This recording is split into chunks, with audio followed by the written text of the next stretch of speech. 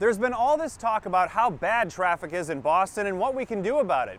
So we traveled here to the DC Beltway, where a congestion pricing model has been in place for years to figure out, does it work and what's the cost to drivers?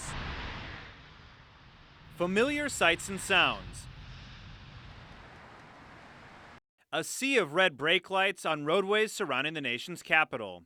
But unlike Boston, drivers here can steer around the traffic, as long as they're willing to pay. Oh my God, the prices. It's like wacko. The prices are for express lanes, an option that promises to give people a fast trip to their final destination. On a day-to-day basis, has this helped ease congestion?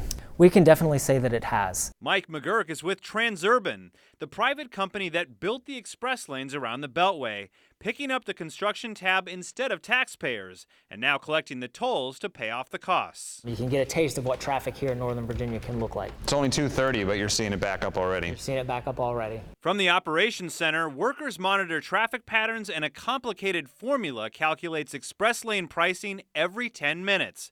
Whatever it takes to keep cars moving at highway speeds. How high can these tolls get? It's all based on demand. When everyone else is on the road, that's when your most expensive prices are going to be, but that's when you're actually going to see the most time savings. It's the height of rush hour just outside the DC Beltway, and this is the sign that greets drivers. Depending on where they need to go, they can pay anywhere from $6 all the way up to almost $27 for the full distance. And here's how it works. Those 4 lanes you see right there are the free lanes, and you can see traffic crawling its way along, and then just to the right, drivers whiz by at 65 miles per hour. Are drivers spending less time in traffic? I would say no. I would say it's gotten worse. Transportation reporter Adam Tuss says the jury is still out on whether the express lanes have eased congestion for all drivers or just benefited the ones who can afford life in the fast lane.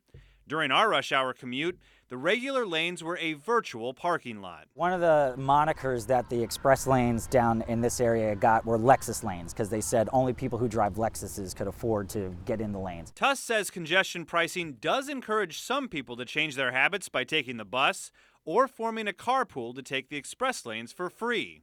But overall, I don't think it's the silver bullet. So we asked DC drivers what they think about these pay-to-play lanes. Discriminatory towards poor people. It's terrible. Rich people can afford tolls. Poor people can't. It's not very nice. It's a really great alternative. I wouldn't use them every day, but they're great for an emergency. What would you tell people in Boston? Good luck. It's either sit in an hour's worth of traffic or pay the tolls.